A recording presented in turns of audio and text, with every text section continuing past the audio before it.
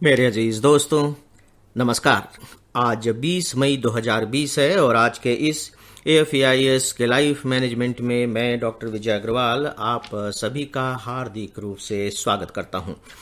Friends, कल से मैंने इस तथ्य के बारे में बताना शुरू किया है कि किस प्रकार से हमारी चेतना अपने आसपास के परिवेश से प्रभावित होती है और फिर किस तरीके से यदि वह एक बिंदु को बहुत गहरे रूप से पकड़ लेती है तो फिर लगातार उसी बिंदु से संबंधित जो दूसरी बातें होती हैं उनकी ओर या तो वह स्वयं आकर्षित होने लगती है या यूं कह लीजिए कि उन बिंदुओं को वह अपनी ओर आकर्षित करने लगती है। और मैं माफ़ी चाहूँगा कि इसके बारे में मैंने थोड़े से अपने उदाहरण लेने शुरू किए हैं और दोस्तों उसका कारण साफ ये है क्योंकि उसको मैंने जिया है, उसका मैंने विश्लेषण किया है, बहुत गहराई से उसे अनुभव किया है और उसके बाद जो निष्कर्ष प्राप्त हुए हैं, चूंकि मैं उन्हें आपके सामने रख रहा हूं, इसीलिए मजबूरन मुझे अपनी ही बात के माध्यम से अपनी बात स्पष्ट करनी पड़ रही है और इसके लिए मैं आप सबसे क्षमा भी चाहूँगा।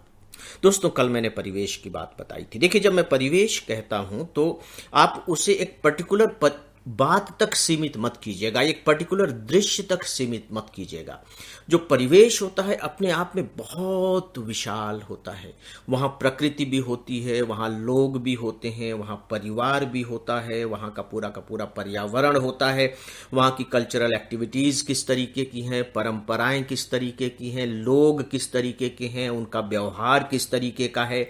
मान लीजिए कि कहीं एक छोटी सी दुकान है तो उस दुकान का प्रभाव होगा, स्कूल है तो स्कूल का प्रभाव होगा, अगर वहां कोई शराब की दुकान है तो उसका भी प्रभाव होगा, भले ही वो सकारात्मक या नकारात्मक कुछ भी हो, लेकिन प्रभाव होगा। तो इस तरह से छोटी छोटी बातों के मिश्रण से ये पूरा परिवेश बनता है। अब आप देखिए कि ये जो परिवेश बन गया, इसके बारे में तो हम कुछ नहीं कर सकते। बाद में तो हम अपने परिवेश को बदल सकते हैं, लेकिन अब इस बात का फैसला हम सब कैसे करें कि भैया मुझे तो इसी परिवेश में जन्म लेना है ना। हम अपने माता पिता का चुनाव नहीं कर सकते, चूंकि तो सीधी सी बात है कि हम परिवेश का चुनाव भी नहीं कर सकते। लेकिन मैं यहां आपको एक बात जरूर बताना चाहूंगा फ्रेंड्स, और वो ये है कि ठीक है, परिवेश अपनी जगह है, लेकिन हम परिवेश के पूरी तरह से गुलाम नहीं है। ये हमारे पक्ष में बहुत बड़ी बात है और हमारी बहुत बड़ी ताकत है।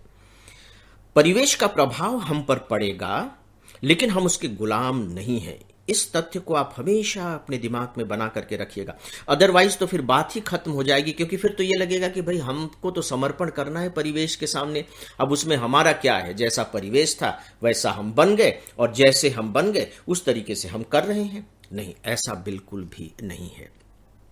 तो दोस्तों देखिए, आपकी परिवेश में से यदि कोई बात आपके दिमाग में बैठ जाती है या उस पर आप सोचना शुरू करते हैं, किसी चीज से आप प्रभावित होते हैं, तो कैसे फिर वो अपनी ही सजातीय बातों को आकर्षित करने लगती है। यानी कि ऊपरी तौर पर भले आपको यह न लगे कि यह भी उसी जैसा है, लेकिन इनफैक्ट प्रत्यक्ष अप्रत्यक्ष डायरेक्ट इनडायरेक्ट रूप में वह उसी ही जाति का होता है, उसी ही प्रजाति का होता है। उसके जो चारित्रिक गुण होते हैं वो लगभग कहीं ना कहीं उसी तरीके के होते हैं। ऐसा मैं क्यों कह रहा हूं, आइए फिर से मैं कुछ उदाहरणों के जरिए अपनी बात आप तक पहुंचाऊं। दोस्तों, हमारे गांव में लाल साहब भी थे और मेरे दादाजी भी थे। दोनों बहुत अच्छे दोस्त थे। हमारे दादाजी को लाल साहब बुलाते रहते थे और काफी सम्मान भी देते थे, और इन दोनों का गांव और गांव के आसपास के क्षेत्रों में काफी सम्मान था। लेकिन दोनों के सम्मान में बहुत फर्क था। मेरे दादाजी बहुत सीधे साधे व्यक्ति थे, बहुत ही सामान्य किस्म के व्यापारी थे, उनकी दुकान थी, लेकिन वो बहुत दयालु हृदय के थे, बहुत ही सॉफ्ट स्पोकन, लोगों की मदद करना, इस तरह के व्यक्ति थे। इसके कारण लोग उनका बहुत सम्मान करते थे। और जो हमारे लाल साहब थे वो तो बड़े रुतबे वाले थे, है ना, प्रभावशाली थे, उनका दबदबा था क्योंकि उनके पास अधिकार थे। तो अब इनका जो सम्मान था लाल साहब का, स्वाभाविक है कि मेरे दादाजी की तुलना में कई गुना ज्यादा था। लेकिन इनके पास जो सम्मान था वो अधिकार का सम्मान था, और मेरे दादाजी के पास जो सम्मान था वो व्यवहार का सम्मान था।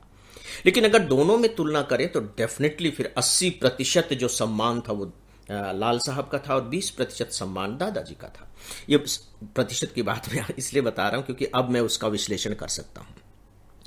तब फिर मैं सोचता था कि भाई दादाजी हमारे इतने अच्छे व्यक्ति हैं, इतने दयालु हैं, इतने सीधे साधे हैं बेचारे, कोई लंद फंद नहीं आता, तो इनका सम्मान उनकी तुलना में ज्यादा क्यों नहीं है? इनका सम्मान तो ज्यादा होना चाहिए। जबकि लाल साहब जी के बारे में कभी कभी उल्टी बातें भी सुनने में आती थी, क्योंकि वो लोगों को कर्ज भी दिया करते थे। तो फिर कर्ज के वसूल करने के लिए वो 2 व्यक्ति रखे हुए थे ना, जो पुलिस की ड्रेस में जाते थे, हाथ में डंडा लेकर के, और कर्ज वसूल करके लाते थे। तो लोगों से मारपीट भी हो जाती थी, लोगों को धमकाते भी थे, तो उसकी लोग आलोचना करते थे, उसकी वजह से लोग डरते भी थे। तो मुझे लगा कि हमारे दादाजी तो ऐसा करते नहीं हैं, तो सम्मान तो हमारे दादाजी का ज्यादा होना चाहिए। तो ये उल्टा क्यों हो रहा है? दोस्तों, जब आप इस पर सोचेंगे तो आपका निष्कर्ष क्या निकलेगा? देखिए, आप उस समय की बात कीजिए जब आप 7, 8, 9 साल के हैं, है ना, 10 साल के हैं, उम्र आपकी बहुत कम है। आप चीजों को बहुत यथार्थवादी तरीके से नहीं देख रहे हैं, बस परिवेश को देख रहे हैं, सीन आपके आंखों के सामने चल रहा है, बस आप देखते चले जा रहे हैं, और उसमें से कुछ दृश्य आपके अंदर घुसते चले जा रहे हैं। तभी तो मैं आपको बता पा रहा हूं, अदरवाइज तो घटनाएं तो पता नहीं कितनी घटी होंगी। और यह भी मैं आपको इसलिए बता पा रहा हूं क्योंकि मैंने, जब आप लोगों ने इस तरह का प्रश्न किया, तो मैंने इसका बहुत गहराई से विश्लेषण किया है।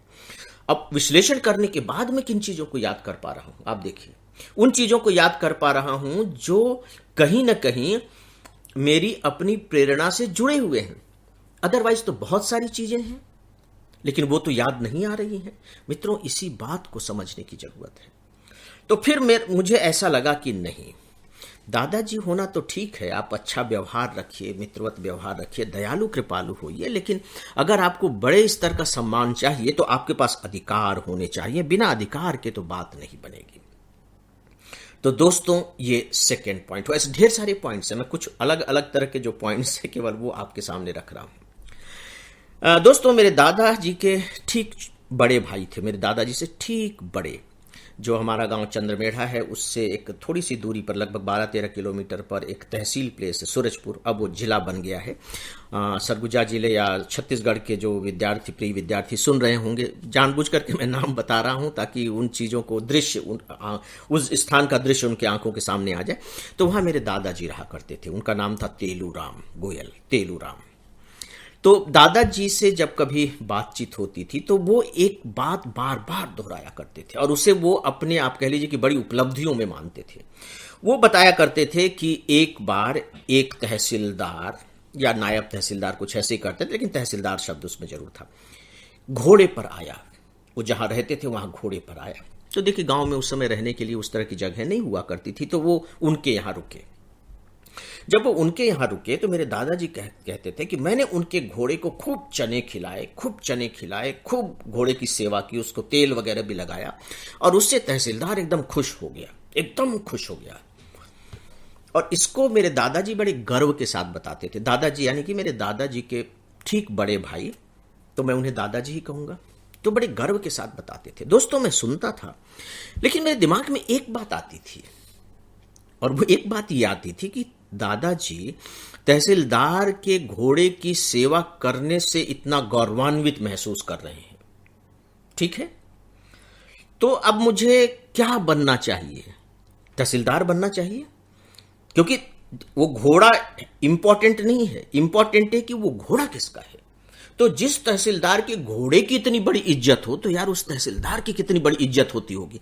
अब आप देखिए कि डायरेक्शन क्या हो रहा है, डायरेक्शन सम्मान का हो रहा है, डायरेक्शन अधिकार का हो रहा है, डायरेक्शन प्रतिष्ठा की हो रही है, डायरेक्शन पहचान बनाने की हो रही। देख रहे हैं ना आप कि वो बाल चेतना है, वो किधर से चीजों को लेकर के जा रहा है। तो सच पूछिए तो फिर मैंने ये कहा कि मन ही मन में सोचता था कि यार घोड़े का सेवा शुश्रूषा करने से कौन सी बड़ी बात होगी, फिर तो अगर बनना चाहिए तो तहसीलदार बनना चाहिए। अब उस समय नहीं मालूम था कि तहसीलदार क्या होता है या नायब तहसीलदार, कुछ नहीं मालूम था, लेकिन यह है कि बनना वो चाहिए जिसके घोड़े का इतना सम्मान होता हो। तो दोस्तों, ये मैंने कुछ आपके सामने और उदाहरण रखे हैं, और मेरी समझ से यदि आप इन उदाहरणों पर थोड़ी गंभीरता से विचार करेंगे तो आपके अपने जीवन में भी ऐसे ढेर सारे उदाहरण मिल जाएंगे। तो मित्रों, आज के इस अब लाइफ मैनेजमेंट को मुझे यहीं समाप्त करने की आप सब इजाजत दें। नमस्कार।